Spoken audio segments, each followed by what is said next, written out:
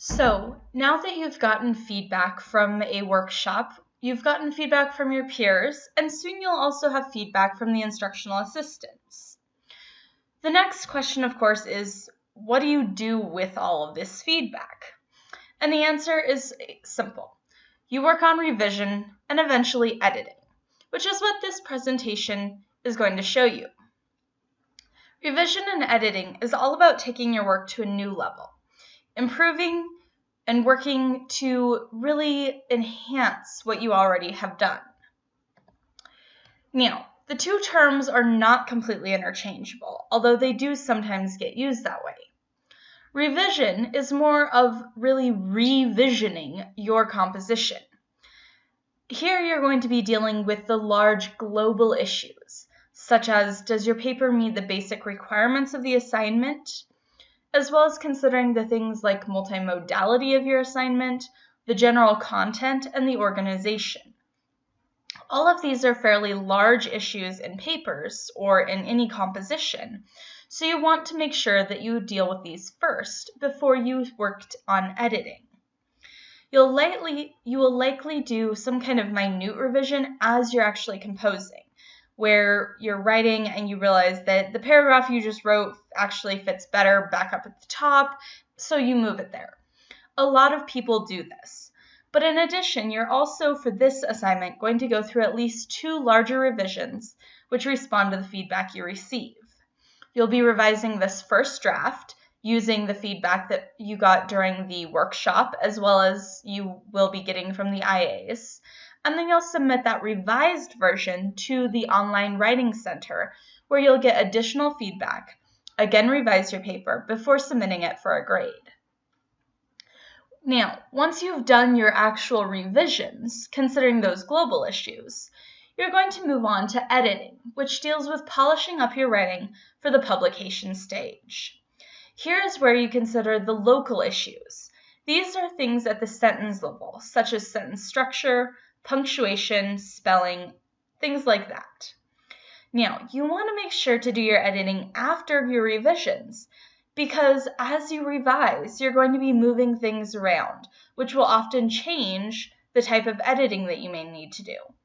So if you edit first and correct all those little local grammatical issues, then often when you revise, it will raise up additional issues that will need to be fixed during editing. So you'd be doubling your workload. In essence, do your revisions, focus on the major things first, and then once you're at the last stage, work on editing, really polishing up that writing. Now, when you're working on revision, one thing to consider is the multimodality of your project. So think about how well your modes work together within the medium that you've chosen. For example, if you're creating a magazine article that's printed, you're probably going to be using things like text and image. But if it's an online magazine article, you might incorporate short videos. You also want to think about something like a website.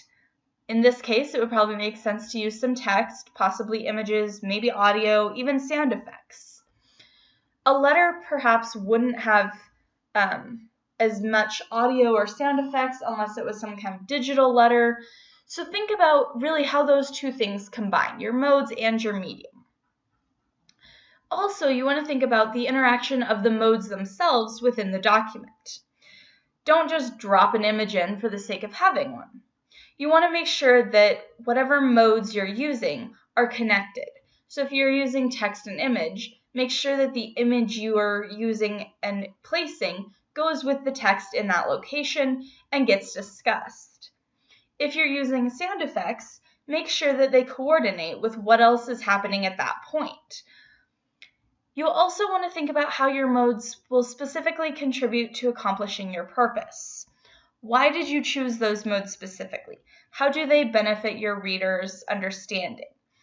And if you find that your modes aren't interacting well or your modes aren't going to appeal to your audience, you should be considering whether you need to use alternative or additional modes to make that work. The argument itself is another thing you're definitely going to want to focus on in your revision.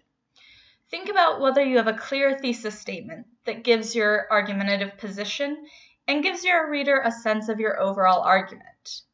Remember, for your definition project, this is going to deal with your definition as your thesis. Additionally, you want to make sure you have clear reasons throughout the argument that support your thesis and credible evidence that supports each of your reasons. Going along with the evidence, you want to make sure that there are citations for that, and that your citations are appropriate for both your audience and your medium. A website might cite differently than a journal article, for example. But either way, you need to make sure that you're giving credit to the original author of any quotations, ideas, or information that you've used. You also can use a rule of thumb by thinking, could my audience, using my citations and my works cited or references page, locate the sources I used? If the answer is no, then you need to work on your citations more. The last major aspect of revision that you'll want to consider is the organization. Think about how you've ordered your arguments, where you've placed your reasons in the argument, how you've grouped your evidence, and how that helps lead your reader to the desired conclusion. Also think about your transitions. How have you transitioned from one point to the next, and how do those transitions fit into the medium in which you're composing? For example, this medium, a narrated slideshow, has transitions between the slides. But something like an article would usually have transition sentences. You also will want to think about how you visually arranged your composition to fit with the medium and modes you're using. Think about where you've actually placed things on the page. Think about the font choices you've decided to use. Think about the formatting. All of this is part of your visual organization. Now, once you've finished with the organization, you'll want to move on to editing. Remember, this is the last step where you're really just polishing up what's an already completed, revised piece. Editing can be a little bit tricky, but here are some tips and tricks that might help you out. First, think about the word choices that you're making, and think about how you can adjust your vocabulary to ensure that the linguistic register of your composition matches your audience and purpose. Remember that you want to change the level of formality of your vocabulary in order to best appeal to your audience for your purpose. When you're looking for things like spelling mistakes and grammatical errors, you want to try reading your composition aloud. This is going to help you actually catch a lot more errors that your brain might automatically correct when reading silently. Additionally, another trick for this same thing is to read your composition one sentence at a time, but beginning at the end. Because when we read from the beginning to the end, we often will focus on the content. That's useful for the bigger issues, but that often will let our mind skip over some of the smaller errors because we know what we meant when we wrote it. When you read your composition backwards, one sentence at a time, it isolates each sentence in your mind as you're reading it. And because the content won't make a lot of sense since you're working backwards, your brain will be more open to focusing on those local issues as you read. The last tip and trick that can help is if you can learn what grammatical errors you struggle with, such as capitalizing the first letter of each sentence, then you can use the feature Control F in text documents, in Word specifically, to search and find locations where you would check for these errors.